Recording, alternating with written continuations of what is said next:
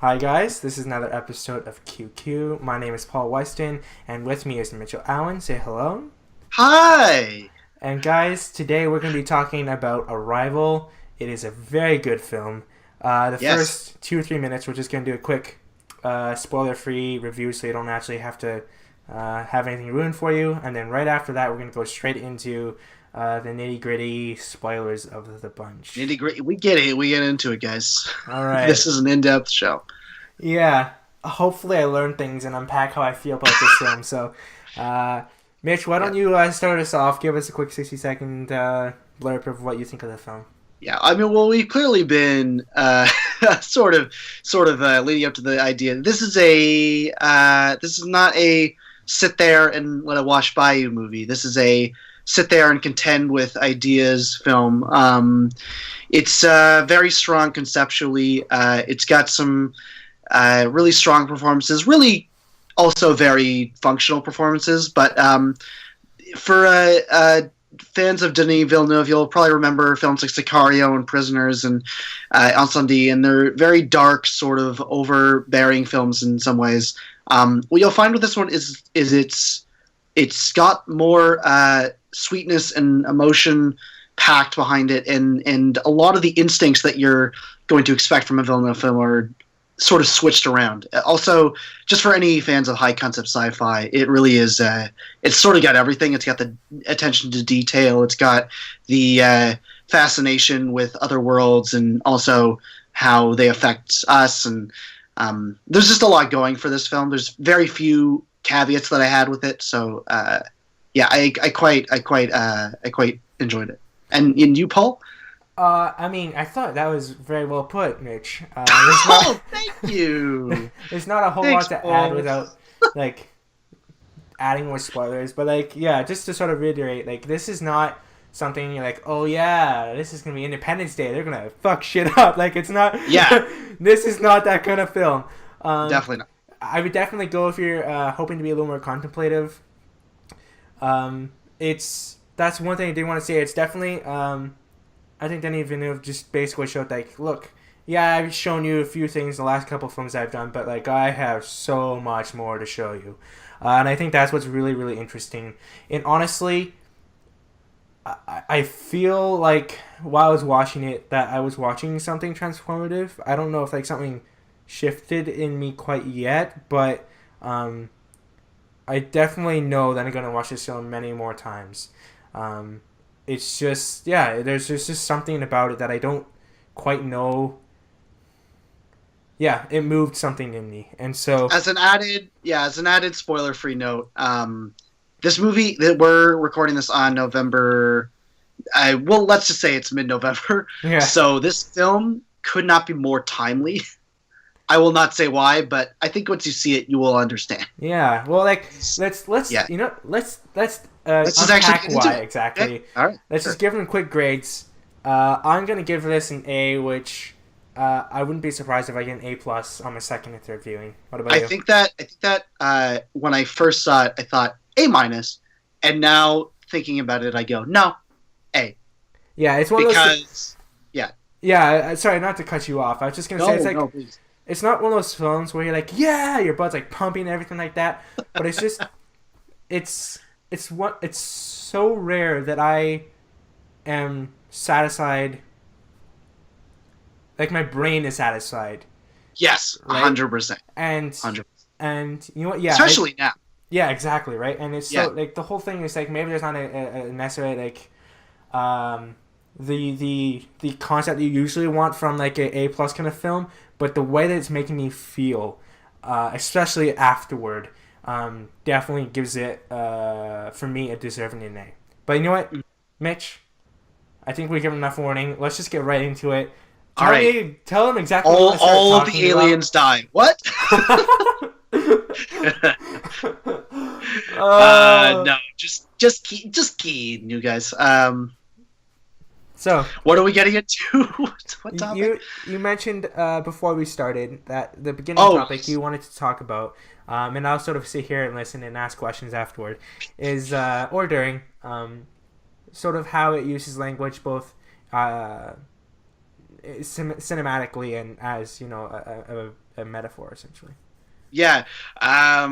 Well, what was fascinating to me is that I think that Villeneuve is also one of the few directors that includes form right alongside content. So it's not just about exposing ideas, but it's about actually representing them visually and sonically and whatever it may be. So I think one of the most fascinating things about this is that the film starts with one of the most, I would say in the last 3 to 4 years, overused tropes of sci-fi films. Like, did you notice this? Is like the dead relative, and more specifically, dead daughter. It's very strange, but it goes right in there as soon as you hit the film. And on the back of my mind was, this is fine, but I'm annoyed that I have to watch this again. And what the film does quite brilliantly is that it inverts the language that you're so used to, is that, you start from point A, you move on to point B, and you arrive at point C in linear time. And it actually uses that language to sort of exploit your experience of the entire film. So once we get to, I would imagine one would call it the big twist of this whole thing, is that this daughter is someone she's going to have rather than she's already lost. We're so surprised because of how Villeneuve uses that cinematic convention of flashback, then present, then we're in it. Basically, he tricks you. He tricks you. He's a little trickster. Yeah. Yeah. Yeah, I don't know how you, but so I am usually pretty good with twists also.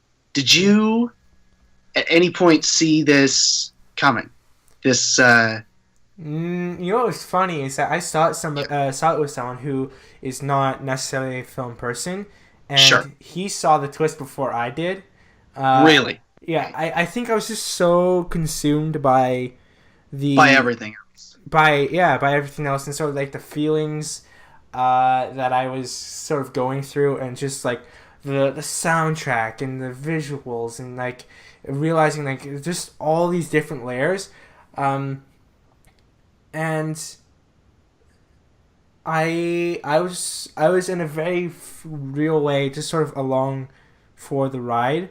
I knew that this film was going to do something much smaller in quote unquote size, Yes. to sort of cap the film, because there's no way that, like, what are you gonna do? Like, gonna nuke them or something? Like, there's just no, like, or you're gonna explode when like you can't with this kind of film that has been so contemplative, so thoughtful, so being like, Sure. it would have been.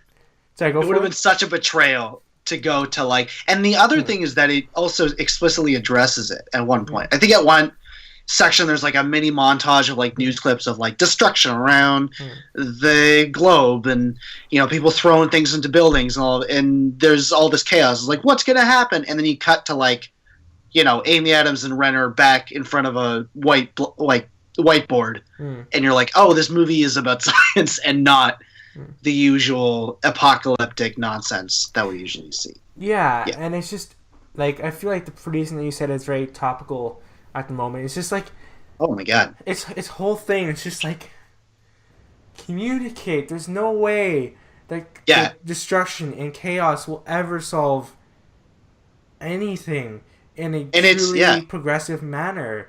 Like, you will just postpone something. You will not. I mean, apparently you have to be a time reader, where you can just in order to solve the human's problem. So maybe he's just like, truly pessimistic. He's like, we're all fucked.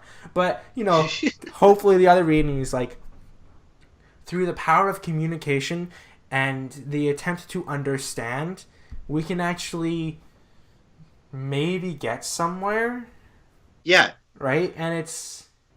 Well, I think that the fact that he's created these creatures that in itself are horrifying to behold, but also on an inner character level, they hold really no malice. From what the entire film reveals is that their outer shells are literally confusing and disorienting and eerie, no matter how pleasant and outgoing they may act, and yet, I think that was really the difference, is that like a lot of these alien films will place, like even E.T., which is by all means an excellent classic film, still makes the alien super cute.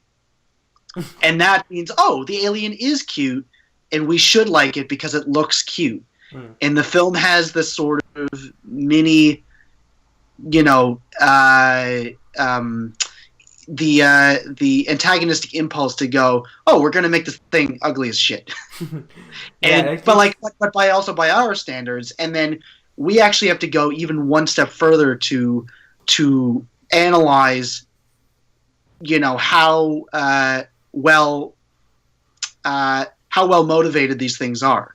And that, to me, is such an ardent metaphor for the fact that we're so divided racially, politically, whatever it may be, and we've chosen to look at everyone and everything as an archetype.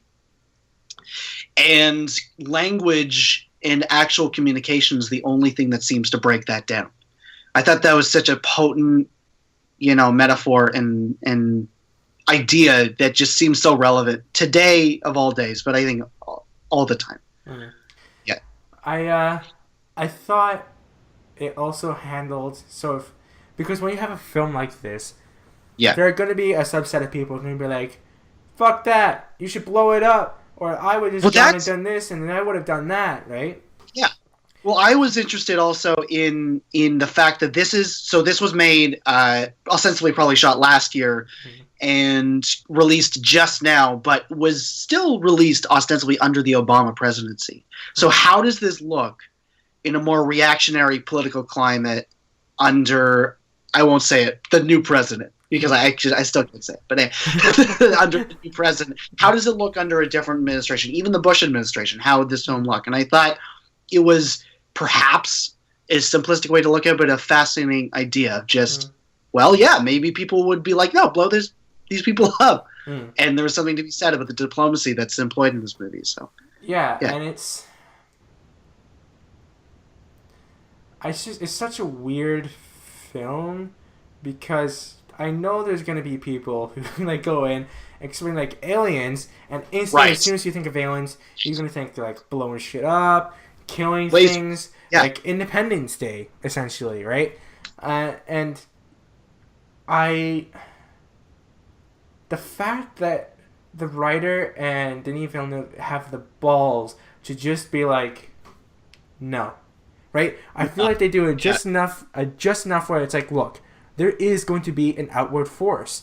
This communication is very, very hard, right? It's not supposed to be easy, right? And sometimes you have to do very difficult things or put yourself in a very compromising, vulnerable position to achieve strong communication and peace in a peaceful way.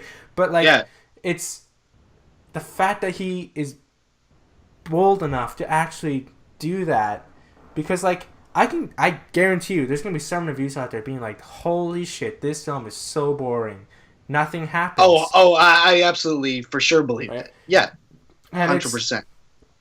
And it's just, I don't know that many other directors, one, could pull this off, and two, actually would be bold enough to be like, yes, I think I can make a film like this and make it work. Yeah, and also just to center it around Amy Adams' character alone seems weirdly, even after 150 years of cinema, weirdly still seems uncommon.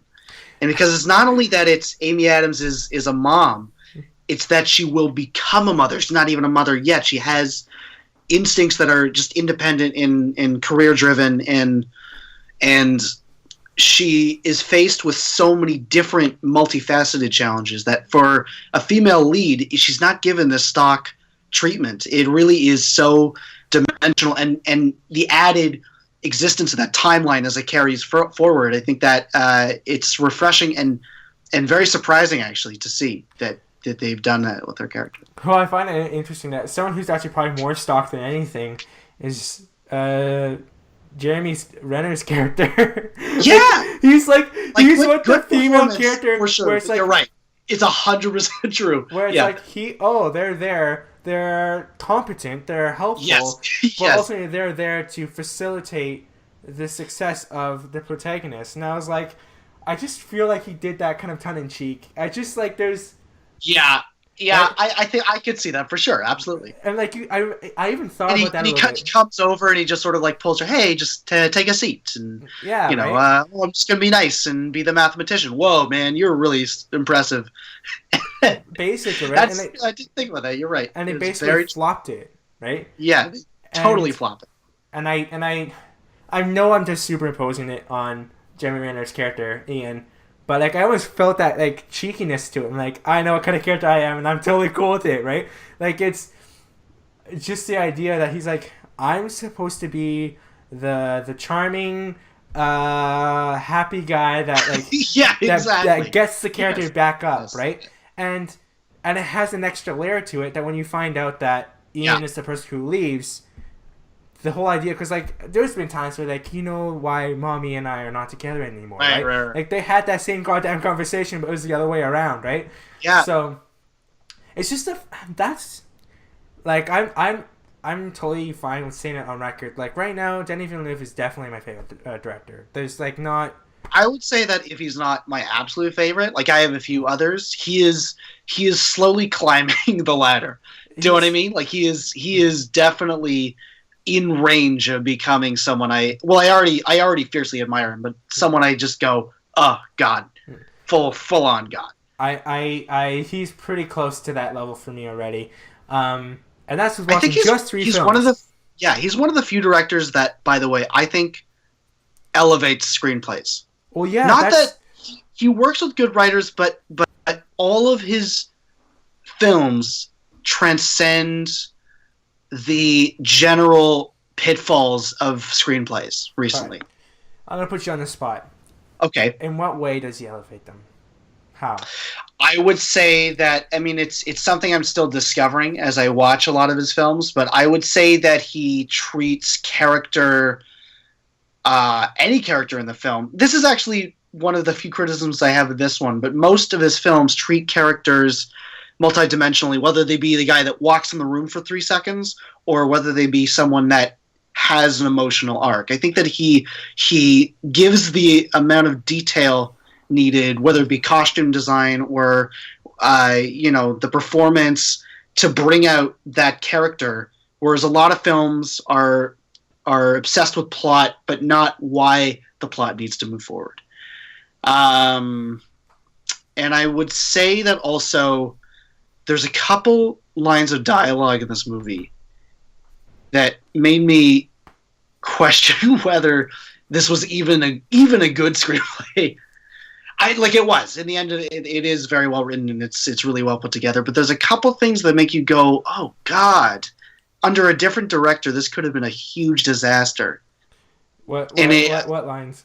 Well, there's one very late on, and it's with this Jeremy Renner stock character, and it's right after the heptapods have left Earth, and he's standing next to Amy Adams, and oh my God, I can't remember what the exact line is, but it's something like the biggest surprise for me wasn't meeting the aliens. Yeah. It Oh. was huge pause. And he turns to her and he goes, "Meeting you," and I go, "Huh?" Well, like not even, the funny thing too is that the person that I saw it with, he said that, and I looked at my friend and I was like, "It was meeting you," and then he literally said right afterward. And I was like, "Yeah, see, like it's." And then what was amazing is that right after that, there's this all this cross cutting between the different timelines. She goes, I forgot what it was like to hold you, and that, I feel like those two lines of dialogue are in such diametric opposition to each other. It's like one is just no feeling, complete cliche, ugh, and one is so brilliantly captures what the entire movie is about. And then you're like, oh wow, that's interesting. Anyway, I feel like Villeneuve's instincts as a director tend to undercut any failures of those screenplays, in my opinion.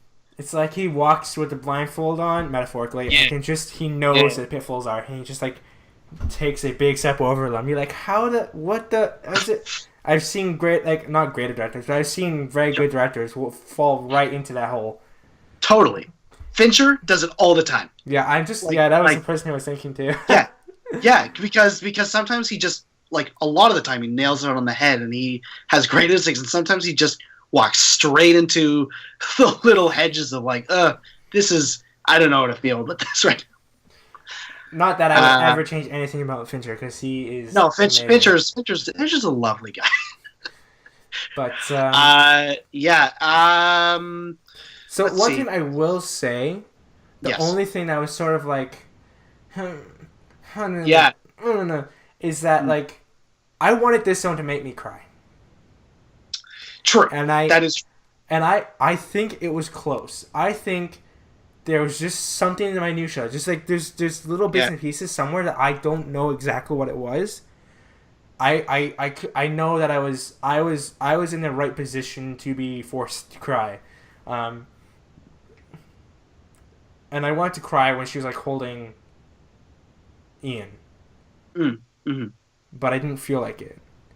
Right. And like the story structure, the reveal, all sort of stuff, I went like, oh my god, holy shit. Like, because obviously I would never say that loud, because people are watching. You gotta be polite in the theater. Right? Also, I have a story about that, but but and I'm curious if you know what it was, but it's just it didn't quite like nail me in the gut. It like it was ready to, and it just didn't.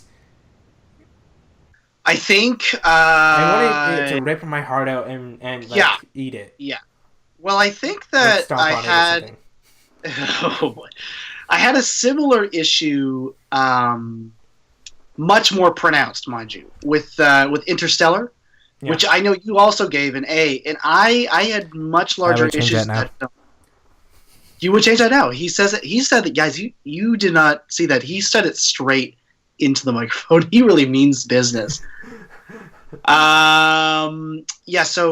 I would say that the disconnect with that film and the hardship with a lot of these films is that you have to find the balance between the conceptual idea driven brain crunching process of watching this film and the full on, absorbing emotional aspects of it. And I think that this film comes so close.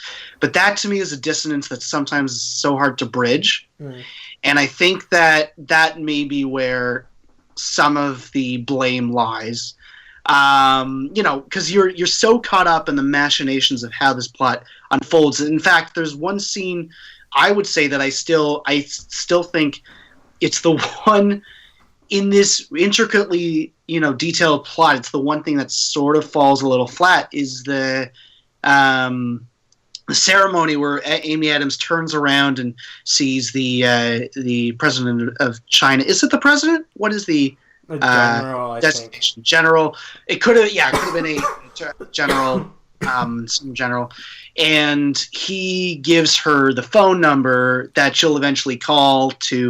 And I think that it's a well-directed moment. It's only 2 shots, and it's really nice. The camera pull backwards and all that kind of stuff. But I feel like the plot machinations of that were so confusing to me that I was just caught up in that for too long. And then once that emotional undercurrent was gonna try to pull me under, I was maybe taken a little too far out of it. I think that's the trouble with dense ideas, is that sometimes the dissonance between that and the heart is strong. Well, if that makes sense. I think it was like working, especially when he goes like, what did I say to you? He goes like, my wife's dying words. And I was like, right. I was like, oh shit, okay. And then it started getting like this weird like Mandarin and stuff. I was like, wait, okay. Yeah. What's going? Am I supposed to know what's going on? Hello? What? Hello? Wait, no, I'm not in the okay. And I just feel like it would have worked better. I mean, see, no, I can't say that. I just think that Time Travel Paradox is one of the most difficult screenwriting challenges ever. Like, how do you bridge that? And I do what our cinematography teacher taught us. So he goes, if it doesn't work, shoot it out, right? Just don't put it in. So like with writing, for me, it's just like, you told me my wife's dying words, and I was like, great, cut. Don't tell me anything else. I'll just, okay, you say something, right? You tell him, like, look, I know things. I'm from the future, sort of, kind of. Don't worry about it. Just stop shooting things, right? Like, it's just, I feel like that, and I was like, why is she still talking Mandarin?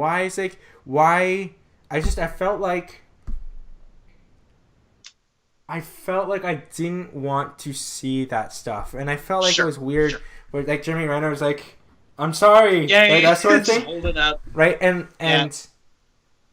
I just because you could totally write that moment. Sorry, for sure. You know what it was? I think it and this was, again, if we're doing a little tete-a-tete with the movie Interstellar, it's very similar to that in terms of the cross-cutting strategy of, like, extending time. Like, oh, we're here, and now we're there, and it's existing in the same moment, but it's extending it. And I think that dispels tension some of the time. I think, in general, this film does a beautiful job of not doing that. We're really literally nitpicking like the two moments that kind of don't work. 100%. Like, and that's they work. They're just not like the kind of like kicking the nuts that we really want it to. Yeah. Like if this kicked me in the nuts that I wanted, like it wanted it to, like if it made me really cry, this would be an easy A+, no problem. I go and yell at people that was like it's an A, and like fuck you, it's an A+. But you know. The other thing is, and this isn't directly related to the movie itself, but when I went, I sat beside possibly the worst audience member I've ever sat beside before. He as he was about to sit down, he took off his sweater, but you realize like it took too long, and you just saw like too much of the shirt. Anyway, there was a whole thing with that, and that took way too long. And then he finally sat down, and he had like a bag of chips inside of a backpack. So in the middle of the movie, first of all, he takes out this bag of chips and starts eating. And I wish I had something crinkly to approximate. It's sort of like I really don't have anything crinkly, you guys. I'm so sorry. Crinkle. Thanks, Paul. Sound design. Our sound effects advisor is here. So, he would just. Oh yes, thanks. Yeah. He would just be doing this, and then all of a sudden. I'm sorry. What? I can't. Hello. What's the... Yeah. No, he would be doing that. Okay, let's see if we can play act this sound effect. I want to see if we can approximate it. Essentially, it this guy at one point finishes a snack, and he must have some left in the bag because he's trying to save it. And so, Paul, what I want you to do is take that bag and slowly crinkle it, but do it for like 30 seconds. I know. And I will try to people that way. I hate that sound. 5 seconds. No, 5 seconds. like... Paul. They need to know what I experienced. Okay, so it's just like slowly, and okay. Oh my God, the Chinese, they're going to attack.